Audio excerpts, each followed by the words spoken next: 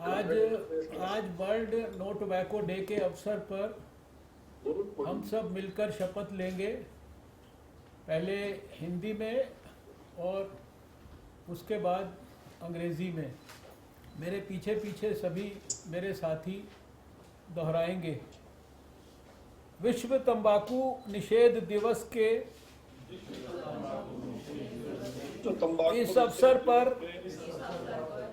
मैं यह शपथ लेता हूँ कि मैं कभी भी धूम्रपान व अन्य किसी भी प्रकार के तंबाकू उत्पादों का सेवन नहीं करूँगा एवं अपने परिजनों या परिचितों को भी धूम्रपान व अन्य तंबाकू उत्पादों का सेवन नहीं करने के लिए प्रेरित करूंगा। मैं अपने कार्यालय परिसर को तंबाकू मुक्त रखूंगा और अपने सहयोगियों को भी इसके लिए प्रेरित करूंगा। On this occasion of World No Tobacco Day, I take a pledge that I shall never smoke and consume any type of tobacco products in my life and motivate my family or acquaintances to not to smoke and use any tobacco products. I shall keep the campus of my office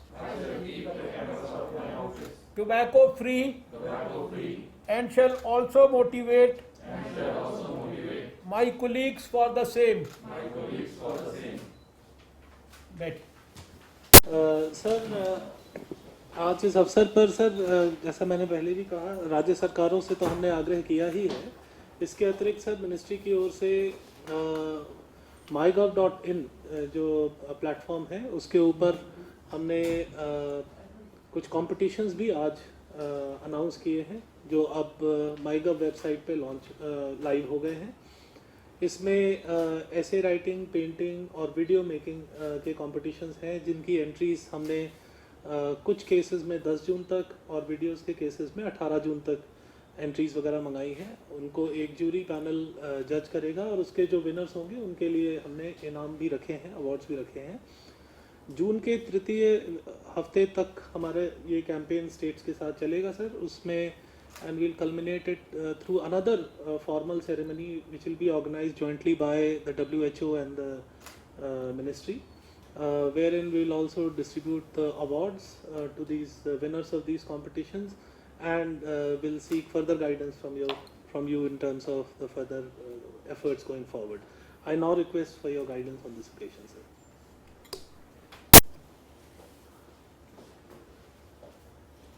साथियों, हम सब के लिए आज का ये अवसर बहुत महत्वपूर्ण है और बहुत ही संतोष देने वाला है। विश्व स्वास्थ्य संगठन ने इस वर्ष वर्ल्ड नो टोबैको डे को सारे दुनिया में कमिट टू क्विट इस रूप में मनाने के लिए आह्वान किया है और इस वर्ष विशेष रूप से इस बात को ध्यान में रखते हुए और इस बात की लोगों को जानकारी होने के कारण भी कि टोबैको और विशेषकर स्मोकिंग करने वाले लोग वो कोविड के कॉम्प्लिकेशंस, कोविड के कारण होने वाले घातक परिणाम जिसमें मृत्यु भी शामिल है, उसका उनको 40 से 50% ज़्यादा रिस्क है। आज दुनिया में लाखों लोग इस बात का संकल्प लेने के लिए मन बना चुके हैं कि उनको तंबाकू का इस्तेमाल और धूम्रपान इसको छोड़ना है, इसकी आदत से परहेज करना है।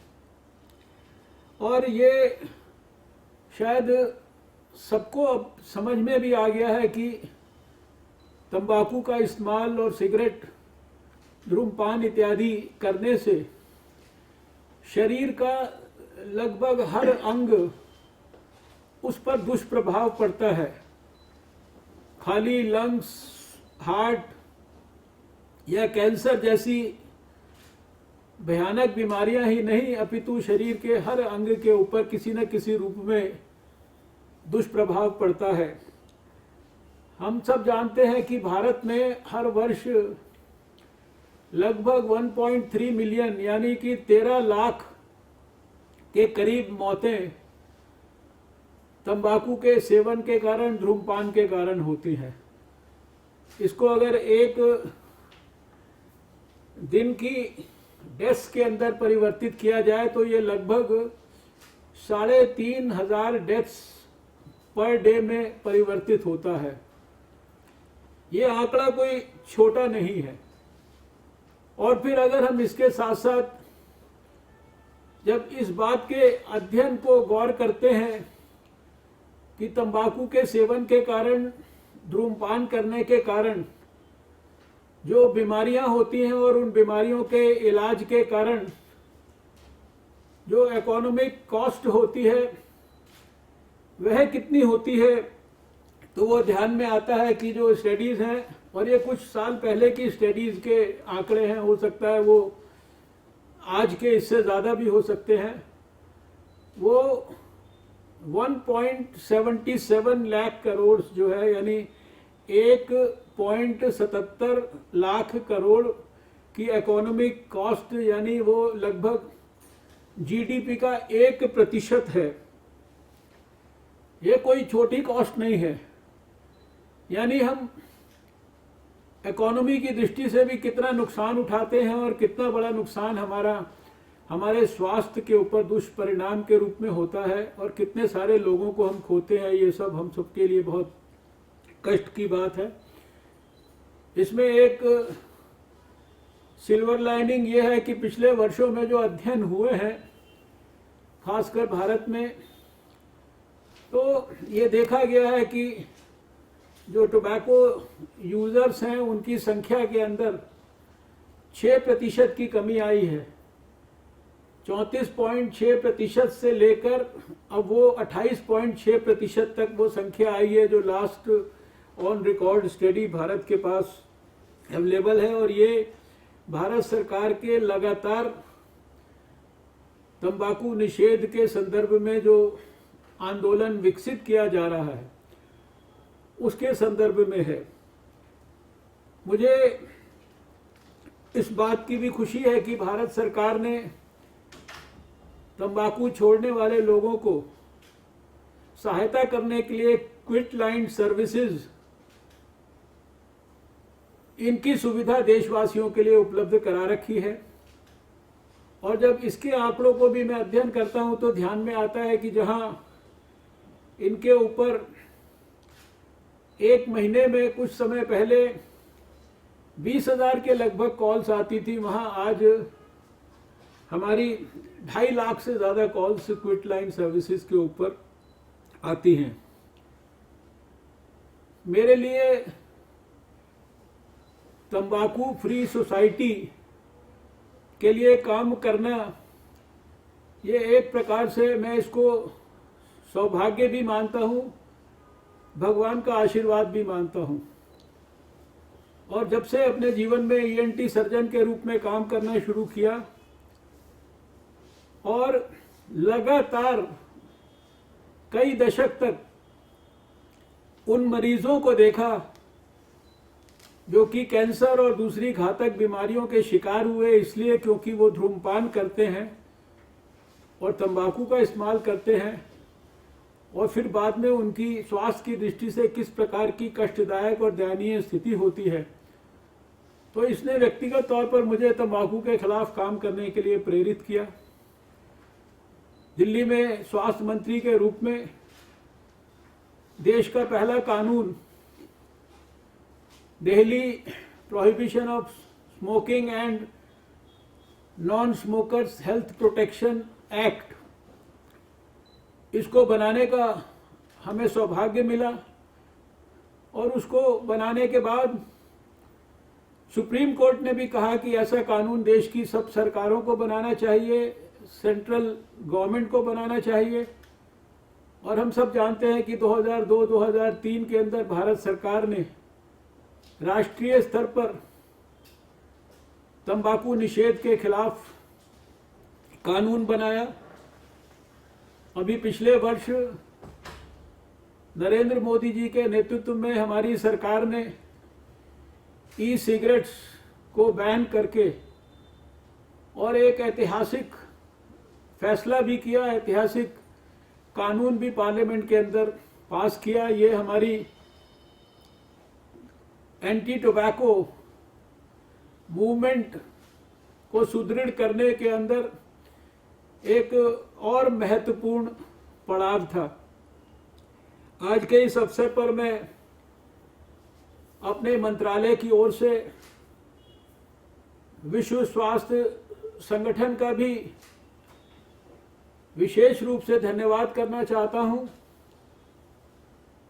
1996-97 में जब दिल्ली में तंबाकू के खिलाफ एक जंग शुरू की थी, तो 1998 में रियो डी जेनेरियो में विश्व स्वास्थ्य संगठन के द्वारा पूरे साउथ ईस्ट एशिया के देशों के बिहाफ पर मुझे डायरेक्टर जनरल की तरफ से कमेंडेशन मेडल और सर्टिफिकेट का अवार्ड, जिसकी सेरेमनी ब्राजील में हुई थी, वो प्राप्त करने का सौभाग्य मिला था। और आज भी मुझे इस बात की खुशी है कि इस वर्ष विश्व स्वास्थ्य संगठन ने भारत सरकार के इस दिशा में किए गए प्रयासों के कारण मुझे डायरेक्टर जनरल का इस संदर्भ में जो हाईएस्ट अवार्ड है उसको उन्होंने देने की घोषणा की है।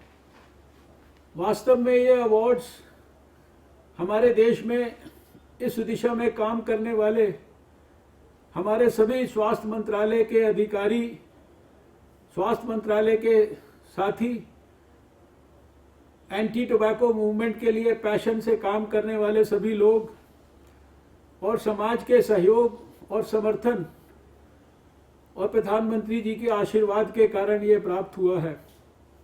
और इस तरह का रिकॉग्निशन हम सबको तंबाकू के खिलाफ, तंबाकू के सेवन के खिलाफ और लोगों के प्राण की रक्षा करने के लिए, उनको और ज़्यादा प्रेरित करने के लिए, जो जंग है उसको और मजबूती के साथ आगे बढ़ाने के लिए, उसमें अपना योगदान करने के लिए प्रेरित करती है। और शायद इसीलिए आज हम सब ने मिलकर यह संकल्प लिया है, कमिट टू क्विट। अगर हम खुद नहीं धूम्रपान करते हैं तो भी हम अपने साथियों को, अपने मित्रों को, अपने रिश्तेदारों को, अपने परिवारजनों को, जिनको भी हम जानते हैं, जहां भी हम उनसे मिलते हैं, और इसमें विशेष रूप से जो हमारे नौजवान हैं, जिनके संदर्भ में तंबाकू कंपनियां इस प्रकार का दुष्प्रचार करती हैं कि धूम्रपान करना ये कोई आधुनिकता का सिंबल है, और इस प्रकार के बहुत सारे एडवर्टीजमेंट्स और प्रचार करके वो हमारे नौजवानों को गलत दिशा में धकेलने का प्रयास करती हैं। हमें इन बातों को सतर्क रहकर बहुत गहराई और गंभीरता से अपने देश के जवान लोगों को इस बुरी आदत से हर हालत में बचाना है। इसका आज हम सब लोग यहाँ और ज़्यादा ऊर्जा के साथ काम करने का संकल्प लेकर यहाँ से जाएंगे। मैं पुनः अपने सभी स्वास्थ्य मंत्रालय के साथियों को इस दिशा में बहुत गहराई और गंभीरता से काम करने के लिए बधाई देता हूं और देशवासियों के उत्तम स्वास्थ्य के लिए उन्हें शुभकामनाएं देता हूं। Thank you for your kind words, sir. I can assure you that we'll leave no stone unturned in the coming times to take our efforts further in the direction of reducing prevalence of tobacco use in the country, sir. Sir, I thank you for taking time out for this on this occasion. I also thank Honorable Minister of State for taking time out for being with us for this ceremony. And I also extend a very warm thanks to all the senior colleagues and colleagues in the ministry and those who joined from the partner organizations for this ceremony and this occasion for taking part in this program. Thank you very much, sir.